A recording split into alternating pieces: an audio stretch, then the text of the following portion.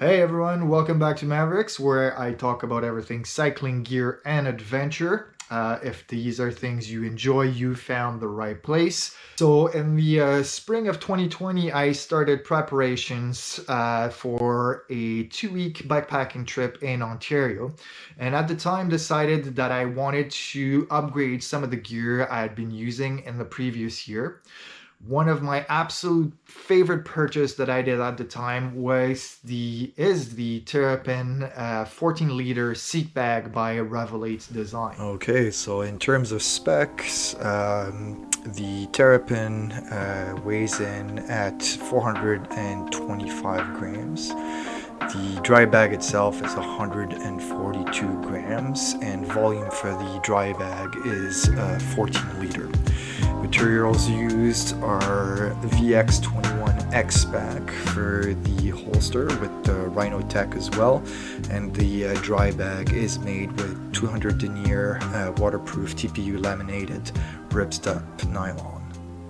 Okay, so this bag is made of two parts. First part is the holster that attaches to your bike through a large Velcro that's attached to your seat post, and two adjustable hooks that attach to your saddle rails. The second part is a roll top dry bag that includes a air release valve and a tapered shape to actually fit inside the holster. Most of the bells and whistles and adjustability is found on the holster part of the bag. It has this place where you can have all these hooks attached or bungee cords to add extra stuff onto the bag. The adjustment hooks at the bag have two attachment points, so you can adjust the size of your loads. There's this little part right here that goes through the back that keeps those two straps from splitting and then letting your dry bag out. And this is also where you can attach rear lights. Most of it is made out of X-Pack material and this really thick rubber plastic material. You can see the shape of the top of my saddle, but that's pretty much the only place where you can see a little bit of wear, but it's not even wear, it's just the shape of the saddle basically. Other than that, like, the bag looks brand new, and it has well over 1,200 kilometers on this guy, and for full days of rain and mud as well. Yeah, all the hooks are quality. I know some of the previous versions had issues with these hooks at the back. They've now since then been replaced. If you have an older version of this bag, you can return the bag and they will switch those hooks for you. Also, a great thing about this bag is sway is minimal. I honestly couldn't feel any.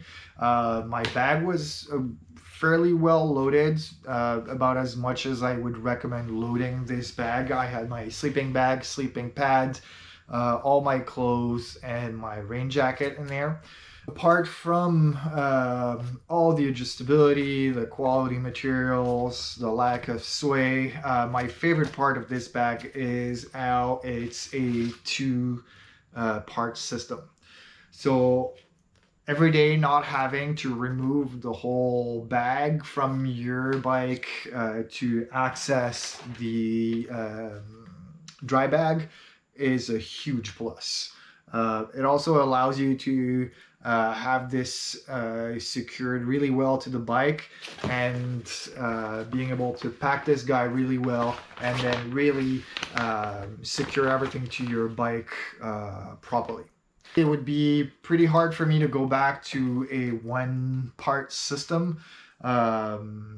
If I do ever try something new, I will definitely look for something that has a detachable dry bag.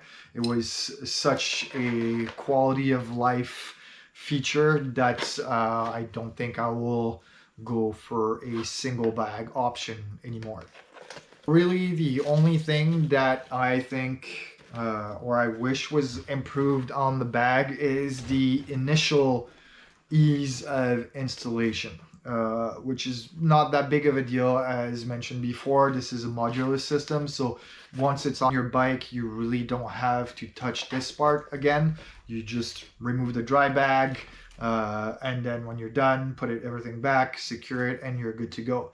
So the part that's, I think, maybe that could be maybe improved is the length of these little loops that go through your saddle rail.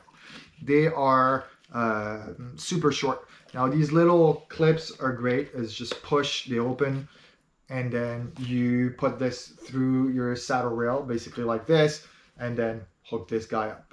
The problem is these guys are really short.